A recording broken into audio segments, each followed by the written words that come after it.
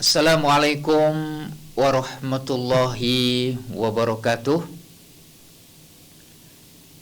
Innal hamdalillah wa syukurillah wassalatu wassalamu ala sayyidina Muhammad wa ala alihi wa ashabihi wa man tabi'ahu ila yaumiddin, amma ba'du. Bapak Ibu, saudara-saudari sekalian dimanapun berada, teriring doa semoga kita semuanya dalam keadaan sehat walafiat lahir batin, yang ditimpa ujian berupa sakit atau ditinggalkan oleh orang yang dicintai bisa menambah kesabaran dan mengokohkan akar-akar keimanannya. Justru dengan ujian berupa sakit ataupun ditinggalkan orang yang dicintai karena masa pandemi seperti ini, itu adalah bagian dari di mana Allah mencintai kita. Karena pada hakikatnya ujian bagi seorang mukminah adalah Allah ingin meningkatkan derajat hambanya. Dan yang diberi kenikmatan berupa sehat bisa menambah kesyukuran dan ketakwaan kita kepada Allah Jalla Jalaluh, di mana kami sendiri masih bisa menyapa para pemirsa dalam keadaan sehat walafiat. Semoga saja kesehatan dan kenikmatan ini menjadi wasilah kita untuk terus berupaya menjadi insan-insan yang nafi', yang bermanfaat bagi orang lain, bagi keluarga, lingkungan, masyarakat di mana kita berada, mencoba untuk menjadi sebaik-baiknya hamba Allah. Khairun nas anfa'uhum linnas. Para pemirsa, Bapak Ibu yang dirahmati oleh Allah, untaian salawat dan salam setelah kita mengucapkan puja-puji syukur kepada Allah, selalu tak lupa kita lantunkan kepada junjungan Nabi Agung Muhammad Sallallahu Alaihi Wasallam. Selain kita berzikir, bertasbih, bertahmid, bertakbir, beristighfar, kita juga tak lupa menyisihkan waktu sejenak kita di sela-sela kesibukan kita menghiasi bibir, kerongkongan dan hati ini dengan mengucapkan Allahumma sholli ala sayyidina Muhammad. Orang yang paling dekat kedudukannya besok di hari kiamat dan di surga nanti adalah mereka yang paling banyak mengucapkan sholawat kepada baginda Nabi Muhammad. Ayo kita berkompetisi siapa yang berhak untuk lebih dekat dengan junjungan kita Nabi Muhammad. Pekan kemarin kita sebagai orang tua mendapatkan undangan dari pihak lembaga atau sekolah di mana kita menitipkan anak-anak kita untuk menimba ilmu. Meskipun karena pandemi, pelajaran tatap muka terkurangi dan lebih banyak lewat daring, tapi alhamdulillah ala kulli hal anak kita masih bisa sekolah. Anak kita masih terdengar tawanya. Kita masih mendengar kelah kesuhnya, rengekannya, bahkan tangisannya. Dan sebagai orang tua, sebuah kebahagiaan tersendiri bisa menghadiri wisuda anak-anak kita, baik tingkat TK, SD, SMP maupun SMA. Suatu kebahagiaan tersendiri. Begitu juga saya. Bahkan saking khawatirnya lupa hari H wisuda anak kami yang ketiga, saya tempel itu undangan di tembok sebagai wujud terima kasih saya kepada anak saya. Sebagai wujud saya belajar untuk menjadi orang tua yang bertanggung jawab. Walaupun hanya sekedar menemani, melihat anak di wisuda. Karena saya menyadari dalam kondisi situasi seperti ini, berapa banyak anak-anak yang tidak bisa diwisuda, berapa banyak orang tua yang tidak bisa menghadiri. Maka sebagai wujud syukur kami, jangan sampai lupa atau tidak bisa menghadiri. Dan alhamdulillah kami bisa menghadiri acara wisuda anak kami yang ketiga di TKIT Zaid bin Sabit Magelang, di dekat kediaman kami. Walaupun sempat ada sedikit rasa kecewa karena yang bisa mendampingi anak wisuda cuma satu dari salah satu kedua orang tuanya. Padahal jujur saja, saya sudah memakai jas, saya sudah memakai pakaian yang terbaik. Bahkan jas ini adalah jas spesial loh. Jas tatkala yang saya gunakan untuk akad nikah dengan istri saya dulu. Ya, istri saya yang sekarang juga. Karena jas ini meskipun maaf sudah artinya sudah tidak baru lagi, sudah lama. Tetapi saya gunakan, saya pakai pada momen-momen tertentu yang bagi kami akan menjadi saksi sejarah. Akhirnya lewat rembukan dengan istri, siapakah yang pantas untuk mendampingi anak saya untuk wisuda. Dengan berbagai pertimbangan, karena kami melihat yang hadir itu kebanyakan ibu-ibu, maka saya tidak mungkin untuk mendampingi anak saya karena di situ mayoritas ibu-ibu. Saya khawatir di situ saya akan terlihat gandang sendiri dan ada yang naksir saya. Padahal sejatinya juga mau. Akhirnya istri saya silakan untuk membersamai. Saya pandang dari jauh, saya curi pandang. Ya Allah, anak saya dulu masih kecil. Masih ingat saya ketika pulang ke rumah bapak, pulang ke rumah ibu, masih saya gendong, ngejar bus Ramayana agar tidak ketinggalan di terminal, turun di Semarang sambil membawa koper, sambil membawa bekal. Mungkin saja orang lain melihat, duh kasihan banget, orang itu udah kecil, anaknya 3 kecil-kecil, bawaannya banyak, sambil ya Allah. Mungkin mereka melihat iba, tetapi kami bahagia.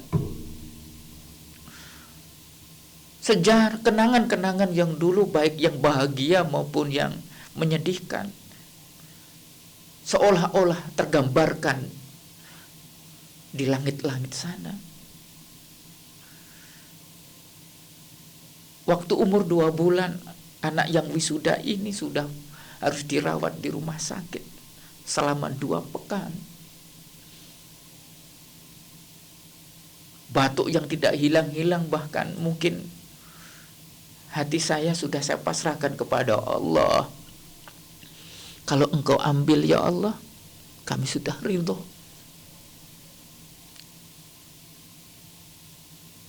Kalau memang saatnya kami harus menemani anak kami yang ketiga ini selama 2 bulan, kami ikhlas ya Allah. Dan ini ikhtiar kami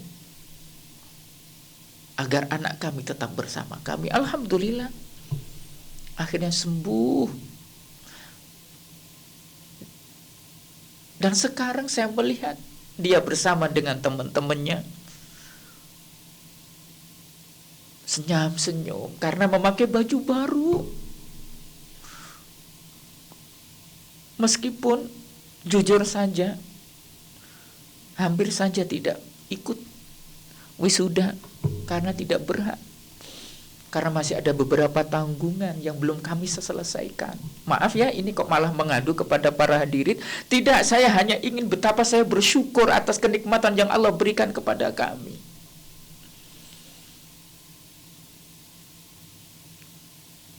Betapa orang yang fakir ini Allah muliakan kami sehingga kami bisa melihat anak kami diwisuda bersama dengan teman-temannya yang lainnya berbahagia. Padahal dulu kami gak pernah diwisuda seperti itu, TK aja belum ada. Tapi ya Allah, alhamdulillah ya Allah, terselip doa, Rabbi jadikanlah anak kami ini anak yang soleha, anak yang hafizah. Siapa tahu lewat jerih payah kami mencari nafkah untuk menyelokkan mereka, jerih payah kami dalam lelah agar mereka bahagia, sehingga mereka menjadi anak yang soleha, ilmunya bermanfaat, kelak menjadi orang yang memberikan kebaikan, menebarkan kebaikan, bisa melanjutkan estafet dakwah Islamiyah, menjadikan kami orang tua yang banyak dosa, yang hina, yang fakir atas rahmat Allah ini berhak mendapatkan ridha Allah dan pantas untuk digandeng anak kami ketika kami berada di neraka karena anak kami berlelah-lelah bersama dengan Al-Quran. Itu harapan kami, itu doa kami. Ya Allah,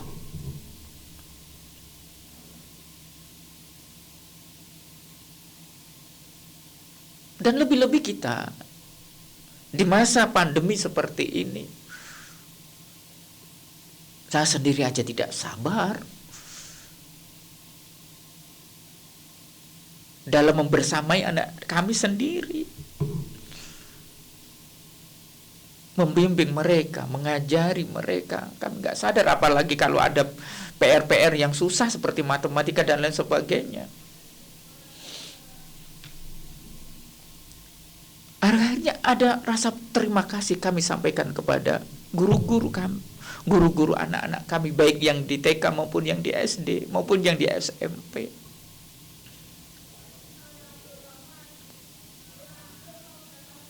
Semoga saja anak-anak yang panjenengan didik, siapapun itu, menjadi amal jariah, sedekah jariah tak putus. Idza mata ibnu Adam inqata amalu illa min salasin, sedekatin jariyatin wa ilmin yang tafa'u bih wa waladin sholihin yad'ula. Ada 3 perkara yang tidak akan pernah terputus ketika seseorang itu ruhnya sudah terlepas dari sedekah jariah, ilmu yang bermanfaat, dan anak yang soleh atau soleha yang mendoakan. Mendoakan siapa? Baik kedua orang tuanya maupun guru-gurunya yang mengajari. Maka ada sebuah syair yang sering kita dengar, man ana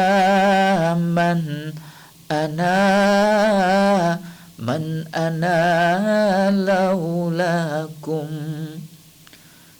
kaifama hubbukum kaifama ahwakum. Ya Allah, man ana laulakum. Andaikan tanpa engkau guruku, siapakah saya? Aku ini. tanpa jerih payahmu membimbing kami, tanpa pengorbananmu yang terkadang melupakan waktu untuk keluargamu, kau gunakan untuk kami, mendidik kami, bersabar kepada kami. Tentu kami tidak akan bisa seperti ini.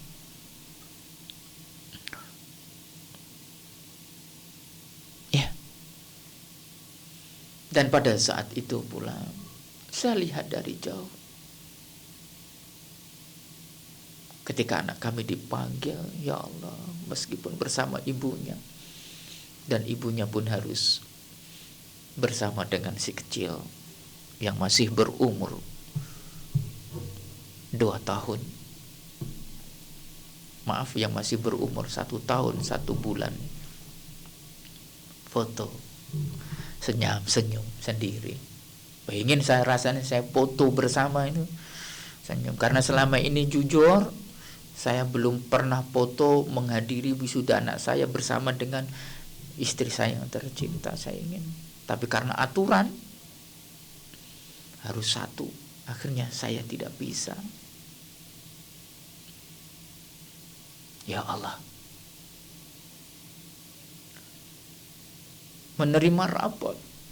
Rabbi, saat ini anak kami menerima rapot pembelajaran 1 tahun, rapot atas kenaikan, sudah usai sekolah tingkat TK-nya, sebentar lagi akan naik SD. Dan kayaknya semuanya lulus ya, semuanya naik kelas. Maka yang ada adalah wajah-wajah yang ceria, wajah-wajah yang bahagia. Semua yang hadir bahagia, lebih-lebih anak-anak kecil. Karena apa? Pakaiannya baru, seragamnya baru. Dan memakai sesuatu yang sol apa itu. Gurunya juga kayaknya seragamnya baru-baru. Semuanya bahagia. Itu kalau kita menerima laporan di dunia, semuanya bahagia. Tapi nanti, saat itu ya Allah, apakah nanti ketika rapot kehidupan saya, Engkau berikan kepada kami di hadapan seluruh orang manusia yang ada di dunia ini, saya menerimanya dengan tangan kanan atau tangan kiri, ya Allah. Kalau saat ini anak saya menerima rapot sekolahnya dengan penuh bahagia karena dia tahu dia sudah lulus, lalu bagaimana dengan hamba ini? Kami tidak tahu, luluskah saya dalam ujian kehidupan? Kalau saat ini tidak naik bisa mengulangi lagi. Kalau saat ini tidak naik mungkin bisa direvisi kembali. Tapi nanti kalau dalam kehidupan akhirat tidak ada revisi lagi, tidak bisa diulang lagi. Yang ada adalah satu pilihan, kalau lulus surga, kalau tidak lulus jebloskan ke neraka. Karena tidak ada lagi amal ibadah, amal kebaikan. Yang ada adalah saat ini.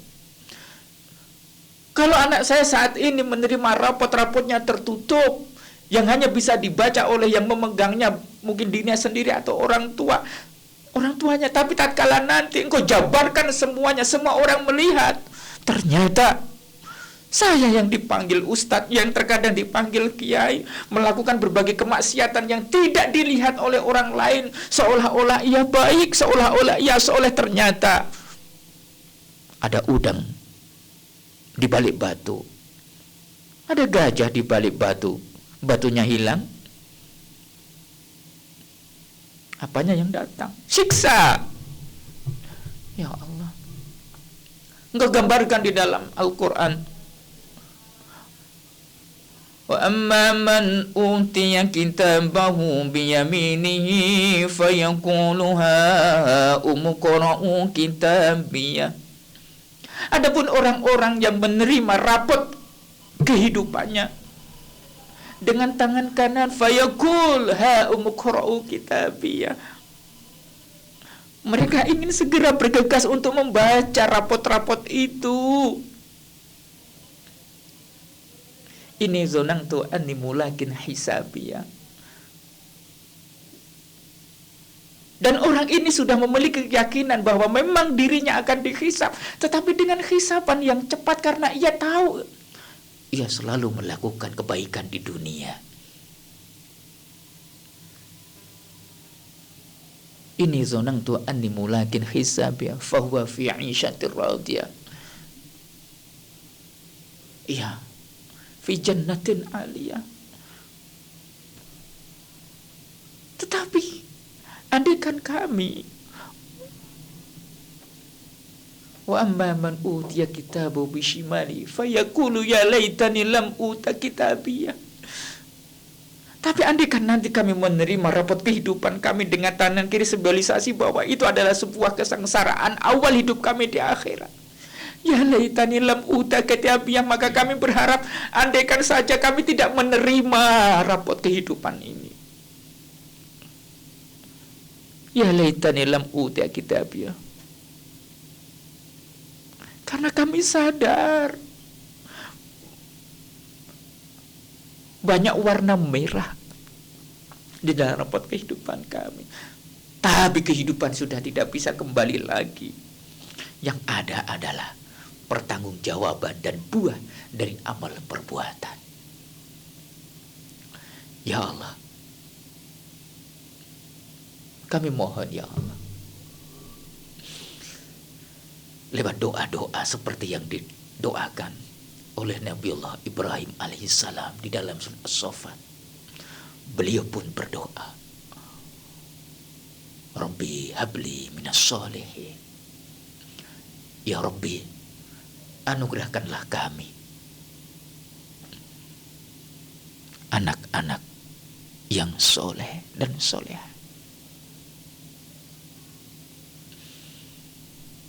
Begitupun juga Nabi Zakaria di dalam surat Ali Imran pun berdoa,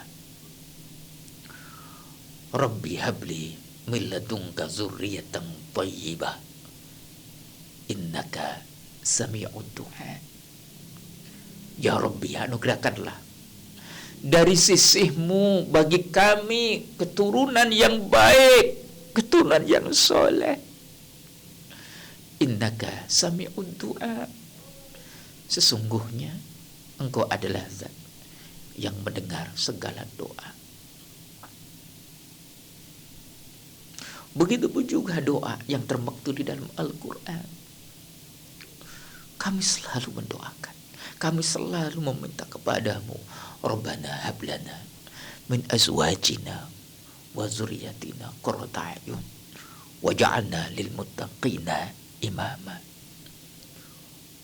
Wahai sesembahan kami, anugerahkanlah kepada kami pendamping hidup dan keturunan-keturunan yang menjadi penendang hati kami.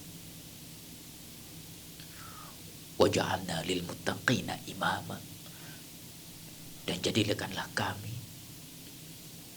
pemimpin bagi orang-orang yang bertakwa kepadamu. Nabi Ibrahim saja berdoa kepadamu, meminta keturunan yang soleh, anak yang baik. Begitupun juga Nabi Zakaria. Padahal sudah pasti beliau Nabi Ibrahim Khalilullah yang tak punya dosa, tak punya salah, kau jamin masuk surga. Masih berdoa agar diberikan keturunan anak-anak yang soleh dan solehah. Apalagi hamba, apalagi kami ya Allah. Kami hanya berharap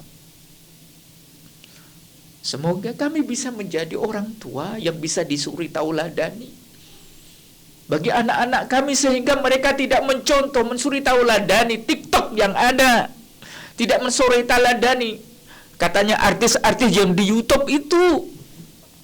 Sungguh anak-anak kita pada saat ini membutuhkan sosok-sosok yang bisa dicontoh, sosok-sosok yang sabar. Ya Rabbi, kami mohon berikanlah kami kekuatan untuk lebih bersabar dalam mendampingi anak-anak kami, untuk lebih mengenalmu, untuk lebih berdekat denganmu. Maka salah satu bentuk syukur kami ketika kami bisa membersamai wisuda anak kami, kami ingat bahwa Engkau telah memerintahkan agar kami selalu berdoa dan meminta hanya kepadamu. Ud'uni astajib lakum. Ad-du'a'u silahul mu'min. Doa adalah senjata kami, orang mukmin dan mukminah. Berarti itu adalah satu sumber kekuatan. Karena harapan jika masih ada dan kita yakin untuk bisa menggapainya, maka itu adalah memberikan kekuatan, keoptimisan kepada kami. Wa idza sa'alaka ibadi anni fa inni qarib ujibu da'watad da'i idza da'an falyastajibu li. Para pemirsa dimanapun berada, bukan tentang apa yang kita tinggalkan untuk anak-anak kita, melainkan apa yang kita tinggalkan dalam diri anak-anak kita. Saya ulangi lagi, bukan tentang apa yang kita tinggalkan untuk anak-anak kita. Apa yang kita tinggalkan? Harta habis, warisan pasti akan menjadi sumber-sumber perkelahian, pasti. Buktinya berapa banyak harta warisan yang ditinggalkan untuk anak-anaknya, tapi malah mereka anak-anaknya bertengkar, persaudaraan malah terputus demikian rupa. Tetapi yang kita tinggalkan, apa yang ada dalam diri anak-anak kita? Keimanan, ketakwaan, kesabaran, kejujuran, dan jiwa-jiwa tanggung jawab. Itu yang kita coba untuk kita tinggalkan dalam diri anak kita. Karena tidak ada pemberian yang lebih utama dari orang tua kepada anaknya selain daripada akhlak yang soleh, akhlak karimah, akhlakul karimah. Rasulullah Shallallahu Alaihi Wasallam bersabda, "Adibu auladakum bithalasi khisalin." Didiklah anak-anakmu dengan 3 perkara. Yang pertama, hubbun nabi, hubbu ali baitihi, wahbu tilawatil Quran. Yang pertama, hubbun nabi. Bagaimana anak-anak kita lebih cinta kepada nabinya, lebih cinta ajaran nabinya daripada cinta kepada TikTok, daripada lebih cinta kepada drama-drama di RCTI dan lain sebagainya. Aku merindu, ku yakin kau tahu. Belum lagi yang channel yang lainnya.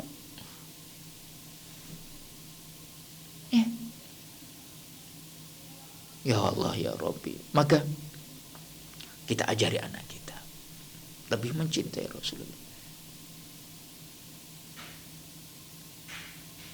Fattabi'uni yuhibbukumullah wa yaghfir lakum dzunubakum.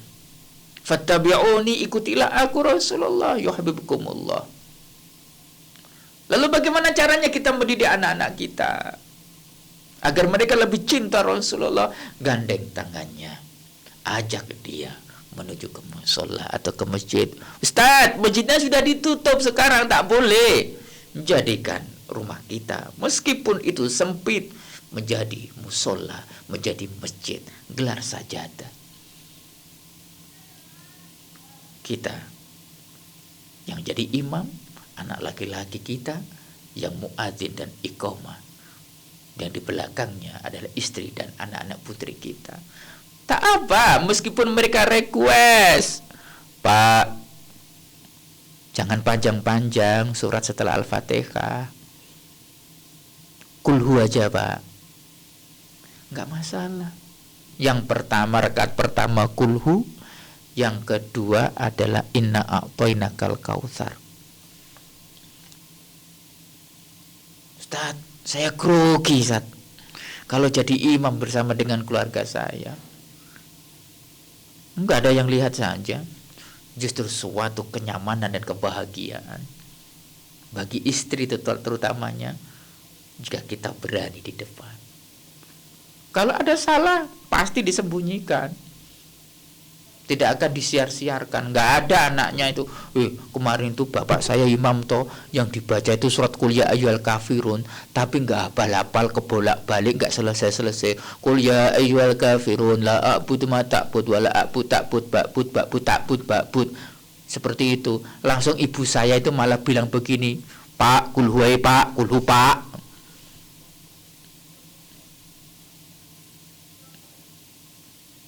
Pak, aku masak Pak, malah aku gosong. Batal. Ya Allah. Coba kita bayangin bahwa kita menjadikan rumah kita yang sempit, rumah kita yang mungil itu bersama-sama. Kita menjalankan perintah Allah sebagai wujud adibu auladakum bisalasi khisalin. Yang pertama, hubbun Nabi. Rasulullah memerintahkan kita untuk mengajak anak kita untuk sholat, maka kita latih sebagai orang tua. Wa'mur ahlaka bis-sholati wastabir 'alaiha la nas'aluka rizqan nahnu narzuquka wal 'aqibatu lintaqwa. Wa'mur ahlaka bis-sholat, perintahkanlah keluargamu, istri dan anak-anakmu sholat. Wastabir 'alaiha, Allah mengatakan sabar, sabar. Apalagi zaman sekarang, TV pas waktu sholat maghrib itu, wah, tontonan sangat menarik hati. Ono Upin Ipin lah, terus ono apa meneh ngono. Habis, wah, biasanya kalau pas bar maghrib teman-temannya itu banyak yang kirim pesan ke WA, Instagram dan sebagainya. Sabar, bersabar. Apalagi anak kecil kita sholat, Allahu Akbar. Kadang-kadang kan kakaknya itu jahil, disaduk ya, cedak ngono. Kakak nakal ora sida meneh. Delalah wis rakaat kedua Allah, Bismillahirrahmanirrahim. Anak kepleset yang kecil jatuh. Batal meneh. Wastabir 'alaiha.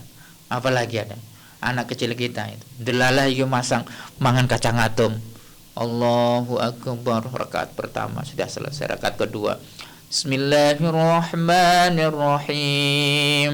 Amma yatasaalun. Keletak.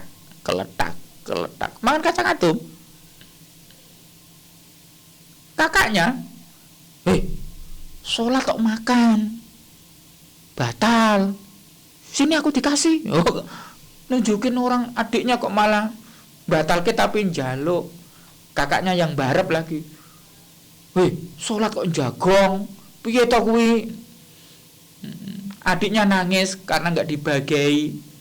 Ibune bergejek kabeh, sholat kok malah do ngomong do mangan kabeh. Akhire sing lanang jadi imam, suaminya tadi itu noleh ke belakang. Piye to iki malah do ngomong dhewe-dhewe karepe dhewe iki. Ya piye lah batal kabeh. Tapi lihat betapa itu adalah sesuatu yang lucu. Sesuatu yang menjadi kenangan indah. Di manakah itu kita dapatkan? Tatkala kita mengajari anak kita untuk sholat, kita mencoba untuk menjadi orang tua yang bisa dicontoh. Allahu Akbar, Allahu Akbar. Mas, yuk, itu udah azan, ya kita sholat. Yuk, sama bapak. Nanti pulang kita beli soto yang paling enak kesukaan ibumu. Wah, ibunya senang. Ternyata soto apa? Soto Sarimi rasa soto. Jangan seperti menjadi anak orang tua yang di sana. Allahu Akbar, Allahu Akbar. Isya. Kupingmu dengar. Bilang kepada anaknya yang sedang asyik main HP. Kuping dengar. Apa? Adzan kono, masjid. Tapi kira bapaknya ke masjid enggak? Enggak tuh mah. Anaknya pergi dari rumah, kira-kira ke masjid atau ke perapatan? Kebanyakan ke tempat yang lain, bukan ke masjid. Karena apa? Tidak didampingi oleh orang tuanya.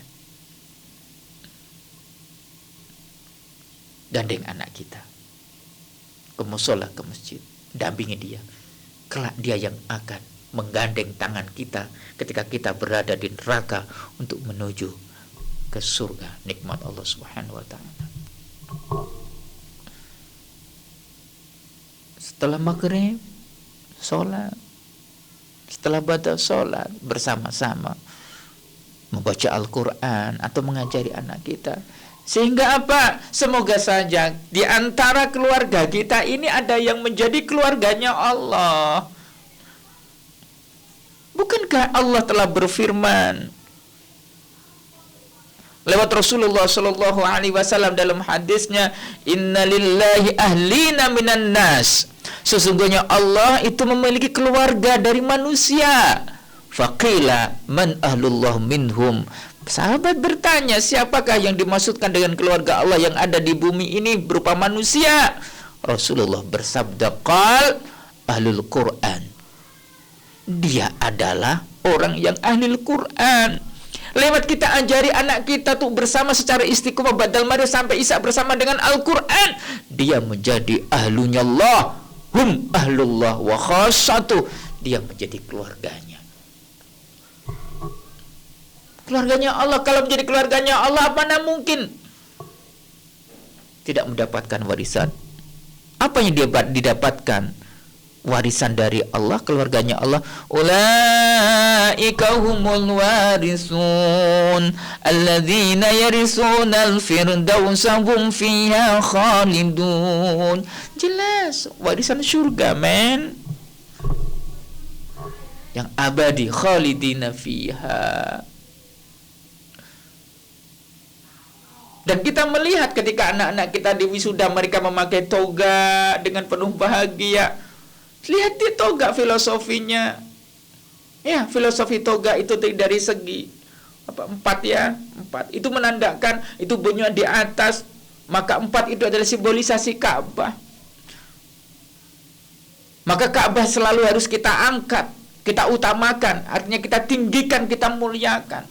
Selalu menghadaplah kepada Ka'bah, jangan sampai kau menghadap kepada lainnya.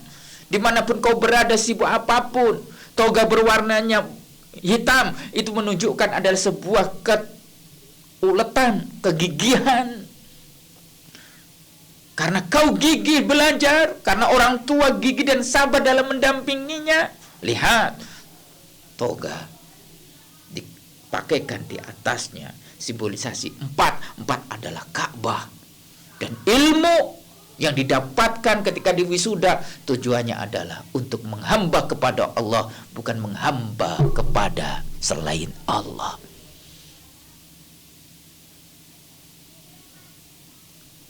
Dan lebih-lebih ketika anak kita dipakai toga seperti itu, ya Allah, kita berharap anak kita itu nanti yang memakaikan mahkota di akhirat kepada kita.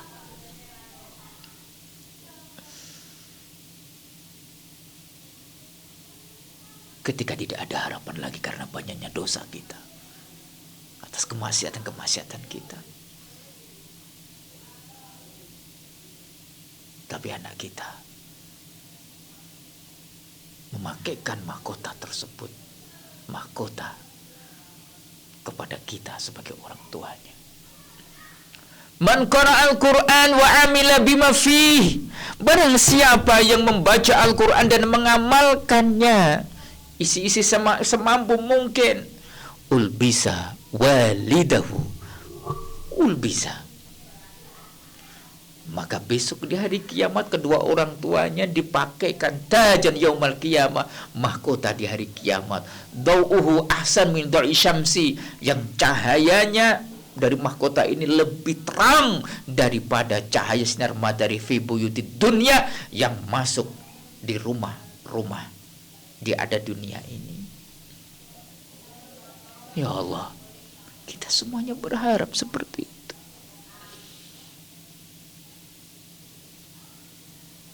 Dan memang mencari ilmu